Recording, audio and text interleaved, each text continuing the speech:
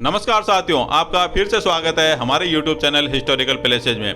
दोस्तों, आज के वीडियो में हम बात करेंगे राजस्थान के एक ऐसे सूरवीर की जिन्होंने सिर कटने के बाद भी दृढ़ युद्ध लड़ता रहा और एक आंख और एक हाथ होने के कारण भी दुश्मनों को धूल चटाई थी। जी हाँ दोस्तों, हम बात कर रहे हैं महाराणा सांगा की। आज के वीडियो में हम महाराणा सांगा के इतिहास और उनके युद्ध से जुड़ी हुई कुछ जानकारी आपको बताएंगे, तो वीडियो बहुत ही ज़्यादा मज़ेदार होने वाला है, अंत तक बने रहें।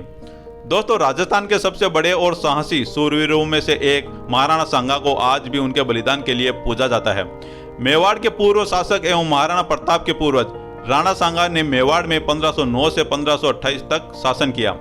राणा सांगा ने विदेशी आक्रमणकारियों के विरुद्ध सभी राजपूतों को एकजुट किया। राणा सांगा सही मायनों में एक बहादुर योद्धा व शासक थे जो अपनी वीरता और उदारता के लिए परिचित थे। सांगा उस समय के सबसे बड़े शक्तिशाली हिंदू राजा थे। उन्होंने दिल्ली, गुजरात व मालवा मुगल बादशाहों के आक्रमणों से अपने राज्य की बहादुरी से रक्षा की। वीर राणा सांगा का जन्म 12 अप्रैल 1482 को मेवाड़ के चित्तौड़ में हुआ था। इनका पूरा नाम महाराणा संग्राम सिंह था। इनके पिता का नाम राणा रायमल था।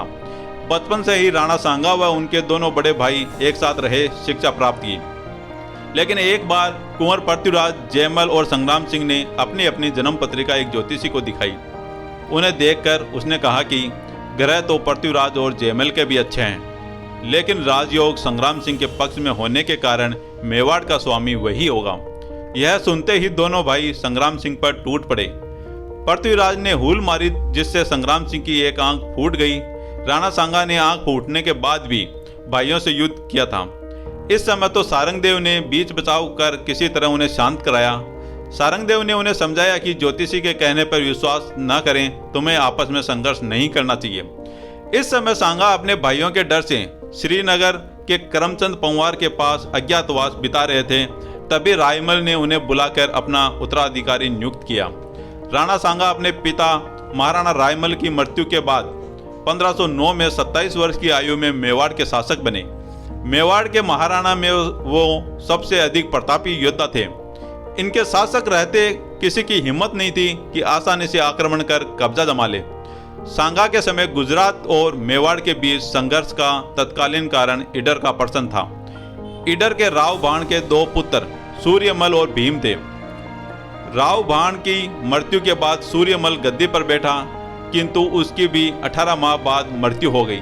अब सूर्यमल के स्थान पर उसका बेटा रायमल ईडर की गद्दी पर बैठा। रायमल की अल्पायु होने का लाभ उठाकर उसके चाचा भीम ने गद्दी पर अपना अधिकार कर लिया। रायमल ने मेवाड़ में शरण ली, जहां महाराणा सांगा ने अपनी पुत्री की सगाई उनके साथ कर दी। खानवा का युद्ध मार्च 1527 में राणा सांगा और मुगल बादशाह बाबर के बीच हुआ। खानवा के युद्ध में दोनों सेनाओं के बीच जबरदस्त खूनी मुठभेड़ हुई। बाबर 2 लाख मुगल सैनिक थे और ऐसा कहा जाता है कि राणा सांगा के पास भी बाबर जितनी सेना थी। राणा सांगा की सेना के पास वीरता का भंडार था और वे बिल्कुल घमासानी से लड़े, पर बाबर के पास गोला बारूद का बड़ा जखीरा था। युद्ध में बाबर ने सांगा की सेना के लोधी सेनापति को लालच दिया, तो वो सांगा को धोखा देकर सेना सहित बाबर में जा मिला।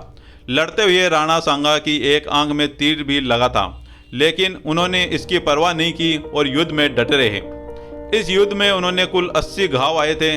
उनकी लड़ाई में दिखी वीरता से बाबर के होश उड़ गए। ऐसा कहा जाता है कि सांगा का सर धड़ से अलग होते हुए भी उनका धड़ लड़ता रहा और लड़ाई पूरे दिन चली थी। बाबर की सेना यह युद्ध जीत तो गई, वह भले ही युद्ध जीती, लेकिन सांगा की सेना ने उन्हें धूल चटाने में कोई कसर नहीं छोड़ी। लोधी की गद्दारी करने की वजह से राणा सांगा की सेना शाम होते होते लड़ाई हार गई। राणा सांगा को उनकी सेना युद्ध खत्म होने से पहले किसी सुरक्षित स्थान पर ले गई थी। युद्ध में सांगा बेहोश हो गए थे। जहां उनकी सेना उन्हें किसी सुरक्षित स्थान पर ले गई थी, वहां होश आने के बाद उन्होंने बाबर को हराने और दिल्ली पर विजय प्राप्त करने तक चित्तौड़ नहीं लौटने की शपथ ली। जब सांगा बाबर के खिलाफ एक और युद्ध छेड़ने की तैयारी में थे, तो उन्हें अपने ही साथियों ने जहर दे दिया, जो कि बाबर के साथ एक और लड़ाई नहीं चाहते थे। जनवरी 1528 में कालबी में उनकी मृत्यु हो गई। उनके देहांत के बाद अगला उत्तराधिकारी उनका पुत्र रतन सिंह द्वितीय हुआ था। तो चलिए दोस्तों, आज के वीडियो में बस इतना ही। आशा करते हैं हमारे द्वारा दी गई जानकारी आपको अच्छी लगी होगी। आप हमारे चैनल को शेयर और सब्सक्राइब जरूर करें ताकि आपको ऐसी वीडियोज मिलती रहे। और आप भी अगर किसी जगह के बारे में वीडियो चाहते हैं तो हमें कमेंट करके ज़रूर बताएं, हम जल्द से जल्द वहां का वीडियो लेके आएंगे। धन्यवाद दोस्तों, जल्दी ही फिर मिलेंगे एक नई जगह और एक नए वीडियो के साथ। तब तक एंजॉय करें, खुश रहें, धन्यवाद।